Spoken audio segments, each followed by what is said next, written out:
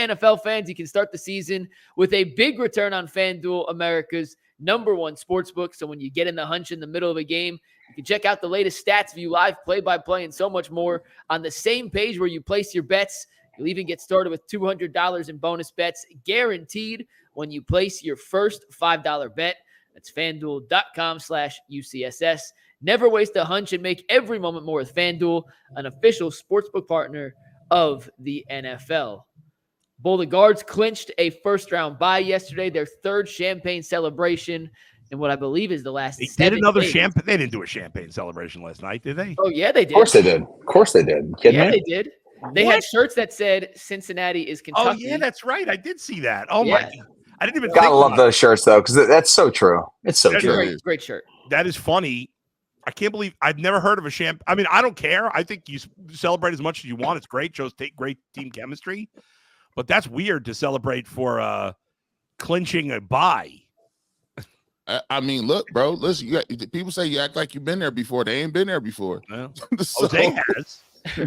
Well, would you rather celebrate clinching a bye or breaking up a pass in the third quarter of a 14-point game when you're down? There you go. I've got zero problem with celebrating clinching a bye. I've got a huge problem with celebrating an incomplete pass after you got torched to play before when you're down 21-7. We talked about that yesterday. But, Bull, give us a little bit on the Guardians. Another big win yesterday, 6-1, dub over the Reds, and a couple guys, Manzardo, Lane Thomas, getting hot at the right time. Well, let me start with a guy you didn't mention. That's Tanner Bybee, who I did want to see pitch the 8th inning, but I'm not surprised he didn't.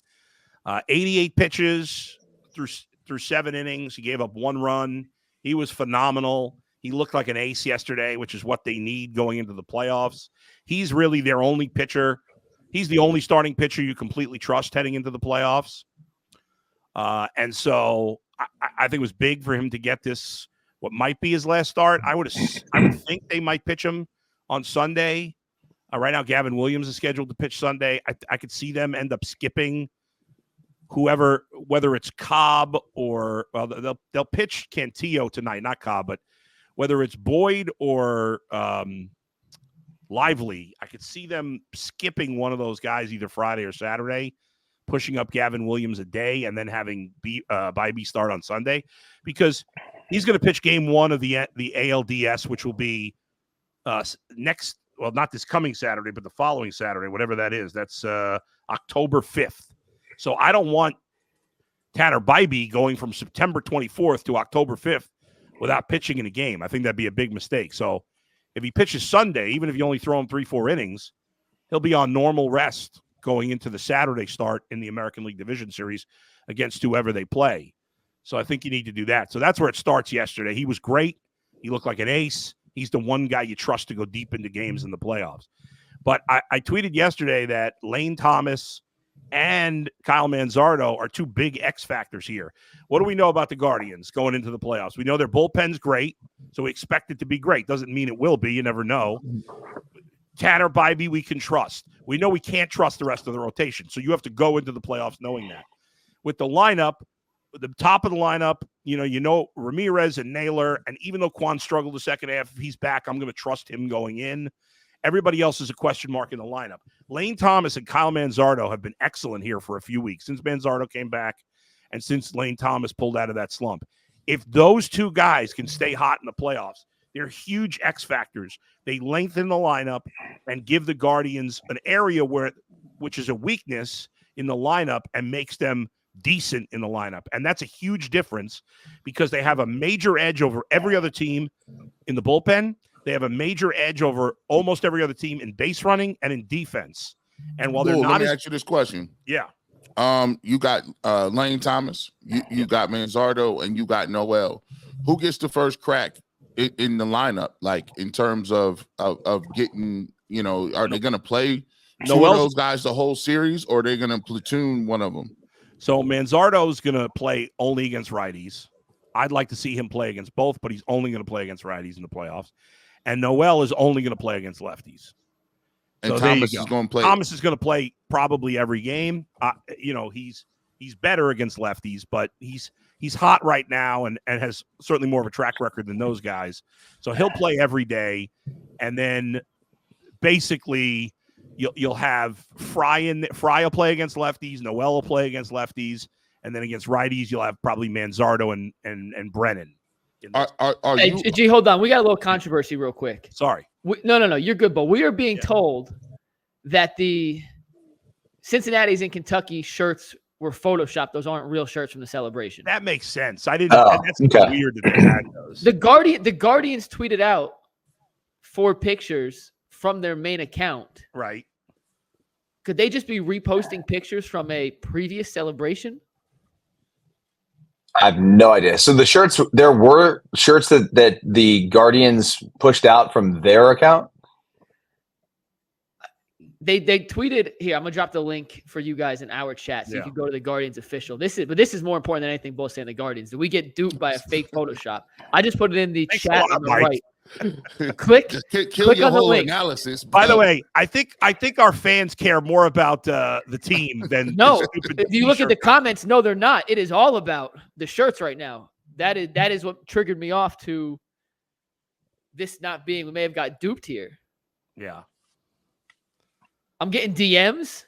Oh, okay. The trophy in the back definitely is Photoshopped. That part is Photoshopped for sure. So bad job out of you, Mike. Somebody said Andre Knott said there was not a come on, celebration. Mike. That's you're the producer of the show. How do you not know that? Listen. That's terrible. Steve Becker just texted me, no way that's Photoshopped. Who cares? The people care, Bull. The people care. We got duped. All right, continue on your take. You killed my momentum there. The point is here's what I was going to say. Yeah. Do you have a problem with you're switching 2 whole people in and out based on righty lefty combinations each time? I don't have a problem with it.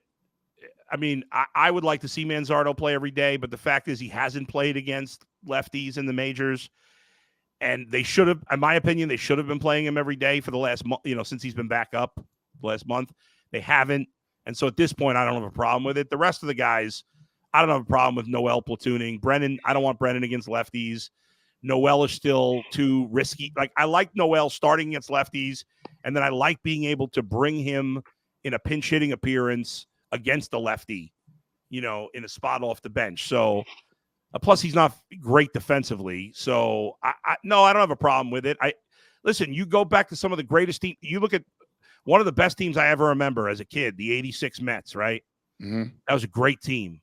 Doc Gooden, and, anyway, I can go through the whole lineup, but they platooned at second base, Tim Tuffle and Wally Backman. And those aren't real names. Oh, good old Wally Backman. That's right. Tim Tuffle is a real By the way, guy? Tim Tuffle, they got him from the Twins. Wally Backman has some of the most famous video rants of him as a minor league manager. You gotta Google Wally Backman, minor league manager. He goes off on his players. He basically got blackballed from managing because he just killed the players.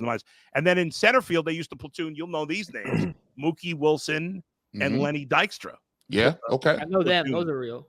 Those are real in center field. So it's nothing unusual. Yes, the Mets, the 86 Mets did have a guy named Howard Johnson. That is true. Hojo, right. Hojo. So I got no problem with them platooning in certain spots. You love to be in a situation where you don't have to, that you have guys that are excellent against lefties and righties. And I think in the long term, Manzardo is going to be really good and play every day. But remember, Josh Naylor platooned there for many years early in his career because he couldn't hit lefties. And then I'd kind of given up on him hitting lefties. And then he finally came around after like 5 years and started hitting lefties. And now he plays every day. So no, I don't. To answer your question, I do not have a problem with it, and I think they're in good shape heading into the playoffs. Somebody asked if I'm worried about them missing. I think it was Steve might ask, "Are you worried about them having 5 days off?" I'm not, because they're playing hard to the end here. Last year, a couple of the teams that got eliminated early, they had clinched really early and were kind of cruising to the finish line for weeks and weeks. So they didn't play a game that mattered for like 3 weeks. I mean, the Guardians are still playing games that matter. They still want to be the number 1 seed. It's not likely, but they're only a game and a half behind the Yankees for the top seed in the American League. So Yankees have the tiebreaker, but that's not out of the question. The Yankees are playing the Orioles right now. They could easily get swept in that series. So I think the Guardians still have something to play for. So I am not worried about the 5 days off. And I like that they get to set their rotation exactly the way they want it. Well, I feel like with the layoff, it's like a team by team basis in terms of whether they can overcome it, whether it's going to derail all their momentum. But for a young team like the Guards that doesn't really know any better, I have less of a concern about a few days off to rest up any nicks and knacks, set your rotation, get everyone back 100% locked in than I would for a team that is accustomed to getting into a playoff routine early and then having it be completely different. They don't really know any better. So yeah, I'm not too worried about this. I think people are a little prisoner of the moment because last year, Diamondbacks and Rangers both barely made the playoffs, and then they both got to the World Series. But it is, as you say, it's a team-by-team thing, a year-by-year thing. I think most teams would still rather get those few days of rest and be able to set themselves up. Plus, the first round is so risky because it's only a 3-game series. And what if you had to play the Tigers in the first round, and now you got to face Tarek Skubal in the first game, and all of a sudden you're down 1-0 and you got to win 2 straight? Like, I don't want to be in that situation. Adam, so who are we likely to play? We have the bye, so who you think we're who's gonna be the matchup coming into us? So I think they'll probably end up playing the Astros so you'll play the Astros to end the season, and then you'll play them to start the playoffs, which is interesting. But the Astros are going to be the 3 seed. They're locked into. Well, I don't know if they've clinched the division. I'm not sure. I think they have. I think they have. Seattle's been playing terrible baseball lately. Yeah. So so they'll be the 3 seed. The question is who's going to be the 6 seed. Detroit's playing great. Plus they've got the White Sox the last 3 games. So I think they're going to get that second wild card and be the 5. I think Kansas City will hold on and be the 6. So I think it'll be the Astros against the Royals, and the Guardians will play the winner of that series, which I think will be the Astros. So I think, again, you never know. It's a 3-game series, and the Royals have decent starting pitching. So the Guardians but I think I'll pick the Astros to win that series, and so I say they most likely play the Astros. Bull, with them playing the Astros to end the regular season, them being the Guardians, assuming the 1 seed is not still in play. If the 1 seed's in play, you obviously go out and win. Yeah. In baseball, you can't really hold anything back and hide anything, but do you manage that series any differently? Do you maybe not show some guys in the bullpen knowing you could face them again in about a week? I don't think so, because I think it's not like with football where you're like, well, I don't want to run these certain plays that I'm going to use in the playoffs. I mean, in baseball, there's some strategy in terms of, okay, like if I'm Tanner Bybee, and I think, okay, well, game 1 against the Astros, first of all, they're not going to know they're going to play the Astros for sure. But number 2, the one thing you would do a little differently, if I'm Tanner Bybee, and let's say they bring him back to start Sunday's game against the Astros, and it looks likely they'll play the Astros in the DS, and maybe he thinks the best way to attack the Astro hitters is with a lot of 4-seam fastballs. He's got to be heavy on his 4-seam fastball. Well, maybe he works on some other pitches a little more in that start to kind of confuse them. So I think his pitch mix could be different based on that. But like with Emmanuel Clase, like what he throws. He's not pulling out pitches out of left field, and he just throws it, and you can't hit it, or you can't hit it well. So.